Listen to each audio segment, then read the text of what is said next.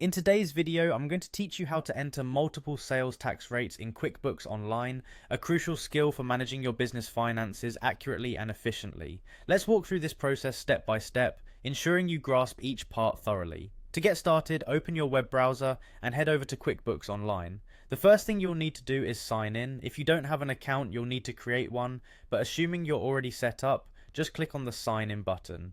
This will take you to the login page. Here you'll choose QuickBooks Online from the available options. Enter your credentials carefully, ensuring your username and password are correct, and then click continue. Once you've successfully signed in, you'll find yourself on the home page of the QuickBooks dashboard.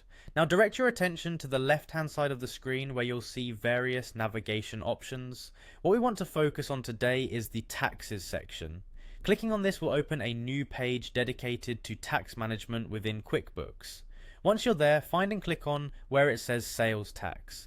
This area is specifically designed to handle different sales taxes your business might encounter or need to apply. After you've opened the sales tax page, go ahead and look for sales tax settings.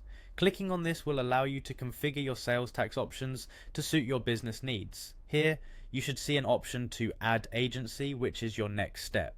Click on it to begin entering the details of the various tax agencies you deal with. When adding an agency, you'll have to fill out several important details. Begin by selecting the specific agency you need from a list provided. If you don't see the agency, you might need to check if it's listed under a different name or consult the agency's support resources. Once the agency is added, you'll move to add the filing frequency. This refers to how often you file your taxes with this agency. Common frequencies include monthly, quarterly, or annually. Next, it's crucial to input the correct start date. This is the date from which the sales tax collection should commence. Double check this date to avoid any discrepancies in your records later on. The final piece of information you'll need to add is the reporting method. This can usually be done on either an accrual or cash basis, so choose the one that aligns with your existing accounting practices. Once all this information is correctly entered, make sure to click on Save to store your settings. This ensures everything is in place and ready for your future transactions. And there you have it, you've successfully set up multiple sales tax rates in QuickBooks Online.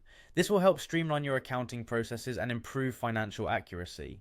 Thanks for watching, and if you have any questions, feel free to leave a comment down below.